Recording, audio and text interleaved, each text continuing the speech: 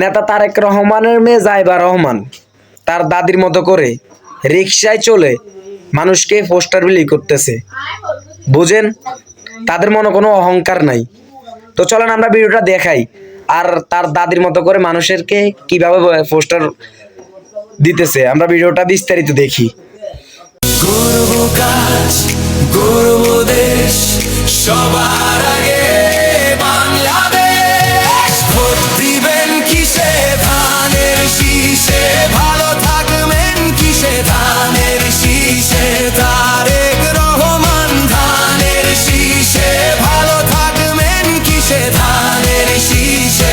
Vote দিবেন কিসে ধানের শীষে, ভালো থাকবেন কিসে ধানের শীষে।